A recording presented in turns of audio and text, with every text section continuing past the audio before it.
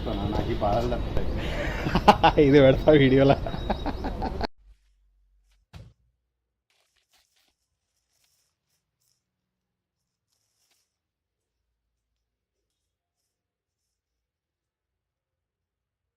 So that's the parcel that I received today finally after 50 days of waiting.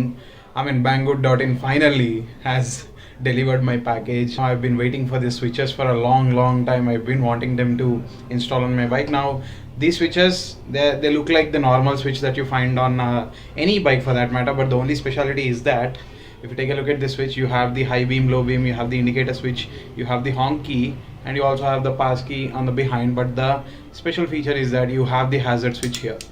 Now on Thunderbird, the hazard switch is present on somewhere around the middle of that huge instrument cluster that you get. Now the only problem is that whenever you're riding and whenever you have a tank bag mounted, reaching out till there is a bit of problem sometimes, you know, because I also have a rod installed on my handlebar where I mount a tank bag on it. It is always difficult for me to reach out to the hazard switch, you know, on highways or anytime. Whenever I want to stop on a highway, I would immediately switch on the hazards. So reaching out to that was a little bit of difficulty, and I was browsing through Banggood.in and I found this one as interesting, so I ordered this one. Pretty much similar to every switch that you get, except for that there is a separate hazard switch on it, which is really handy. The second switch that I bought is specifically for the rigid lights that I have on my bike. The rocker switch that they have provided, it didn't have any, you know, metal panel where we can install it on the handlebar. They just gave me the switch and somehow I adjusted that switch on the console that I have with Thunderbird. Now if you have noticed in some of my videos, you must have noticed a red color light will be blinking. That is actually the switch for rigid lights, so I kind of didn't like it. So I found this particular switch. It's a rocker switch which also has a metal panel. I mean, this is aluminium, so I thought this was interesting. So I thought of installing this one on the handlebar. Now I have both the switches. Now it's time for the installation part, and you know where will I go for the installation. So the switch for rigid lights properly sat here, no problem whatsoever, because it was a straightforward switch. Now all the complexity lies with that one. So one thing I seriously messed up was the old one. Take a look at the endings here.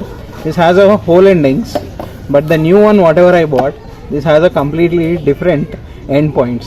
So what Ravi Anna is gonna do, he is gonna cut this entire wire off and manually map the wire to each and every light switch. Ante kadana?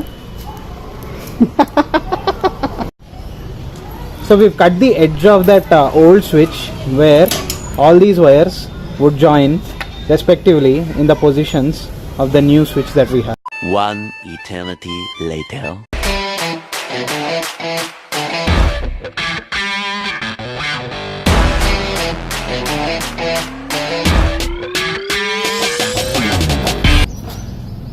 So the switch has been finally installed with all the creativity of Ravi Anna, who's silently sitting there.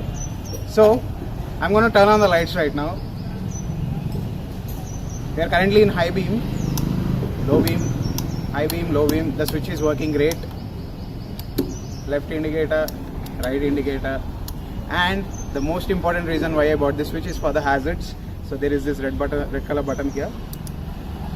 Ta-da! So the hazards are working fine. Now I don't have to worry about this button that is present on the cluster. Though this button also works for hazard, both the connections have been given, but I'm not going to use this one. I'll be using this one. Very handy. So both the switches are ready. All thanks to Ravi Anna, who did an amazing job. And if you want to get all this kind of work done, you can come down to Shiva Keshava Motors. I'll put up the Google Maps link as well as Ravi Anna's phone number for all your Royal Enfield queries and everything. The service quality and everything is amazing here. You saw my bike and the kind of rides that I do.